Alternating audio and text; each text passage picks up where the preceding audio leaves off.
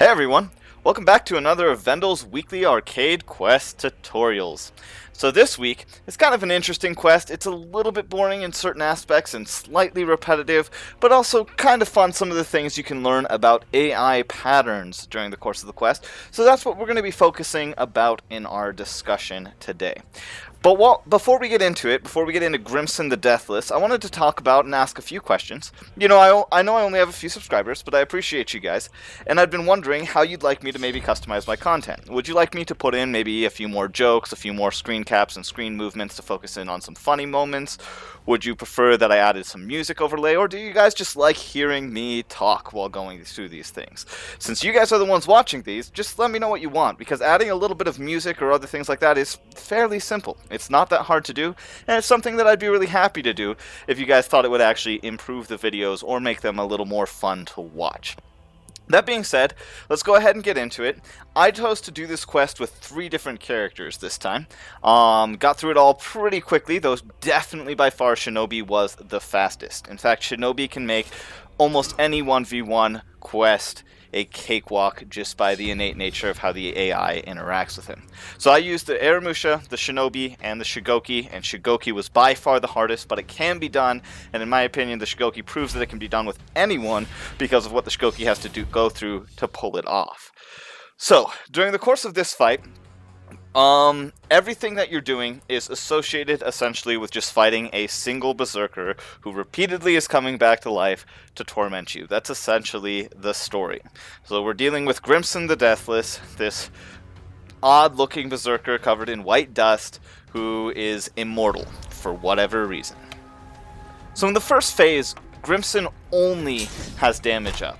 This means that he's not that bad to deal with. He is a level 3 bot, but you handle him fairly well just like you would any other AI, level 3, and you'll pull out the win here. There's really not that much special that goes into the very first fight. You just kind of handle it at its pace, and you take things out. Now we can start talking about how the AI works for Grimsson. He tends to pause a little bit before attacking. He does open up with dodge attacks rather foolishly at the very beginning of combat, which can sometimes be exploitable. That only seems to happen in the first few phases though. Later on, Grimsson will not repeat these same patterns, but during this one it's very easy to clear. In fact, I cleared it my very first attempt by just simply turtling and waiting for him to do those dodges once I figured out they were going to come out. The Shinobi, of course, has an even easier time, and this shows off the tactic that we'll employ sped up for pretty much the rest of the Shinobi's trials and attempts to kill Grimsson. You flip in, you do the grab, you flip out after 2 hits because that allows you to actually kick the enemy. Get a few guarantees if you want with your kicks. Oftentimes he won't appropriately dodge them, and finish it off in whatever way you see fit. I was in no real danger here, so I kind of just had fun with it and decided to go for a heavy finish because Shinobi finishers are not something you always get to see, but they are spectacular regardless.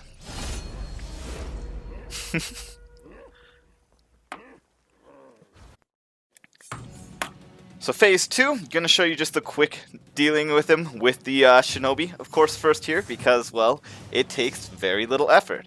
The principle is normally the same, but in this one you do have a ledge that you can exploit, and so bring him over here, do whatever you need, get him off the ledge. I was really frustrated when he didn't go off that first time, but you know, you'll work at it, you'll get him in the hole anyways. Alright.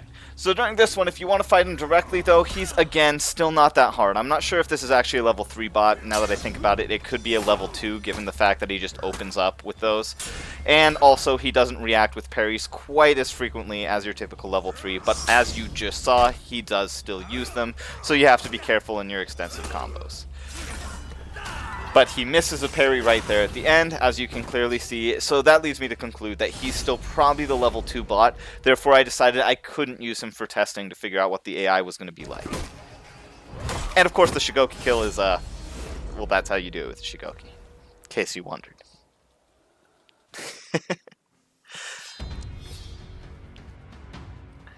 So for the third phase, this is where things finally start getting a little bit hard. Grimsson actually gets difficult, his AI starts not making as many mistakes, he starts to actually pick up the pace on his attacks. and absolutely parry bait you with some feints. And also, he gains a modifier that gives him bonus hit points, and he's now doing damage up level 3 as well as applying bleed. This means he's going to kill you bloody fast. So with the Shinobi, of course, the tactic is still exactly the same. But for all the other characters here, we do have to start to adapt a little bit with what we're doing to deal with some of the changes in how he acts. He does still, thankfully at this level, as you can see, throw out some of his foolish just dodges. Those are the safest things for you to use against him if you want to turtle up, but do be aware that he'll be more on top of his feint game and therefore making your life a little bit harder than usual. After this, we finally get to phase 4, and this is where it gets awful for everybody except the Shinobi. So just watch this clear of the Shinobi here. It's beautiful how easy it is to do this. Even if you miss your deflects because of the recent buff to deflects, you'll still be invulnerable for a lot of his attacks, and you can see how it just kind of carries through. I miss a deflect there, try again here, but I dodge, and so I'm able to just finish off with that double tap after a guard break. Really easy with the Shinobi. So now we're going to talk about something specific with the Aramusha. Don't do this. Don't attack from the top. There's a reason for this, you'll see here in just a little bit. Instead, what you need to do after your blood blockades, although it's unusual, is attack from the side. It's slower, but the reason for it is if you attack from the top and he opens up with his zone, he can hit you out of it, and most of the time this will happen, and because he heals on hit, it's going to mess up your entire run. Therefore, never attack from the top. Just don't do it. Instead, pick up and follow up with the side heavy on the left and wait, so if he decides to throw the zone, you can parry the zone. If he doesn't throw the zone, then the worst possible scenario is that he'll decide to dodge for whatever reason it seems like, and you'll miss the hit. But generally speaking, you won't come out in the negative here. But do remember, of course, he does have the ability to feint, and he can trick you up like he does right here. With that said, though, that's effectively the general strategy for fighting him with the Aramusha. After a blade blockade, if he didn't initiate a zone that you blade blockade, he normally will follow it up with a zone. You can predict that, parry it, and then get whatever else you need to in.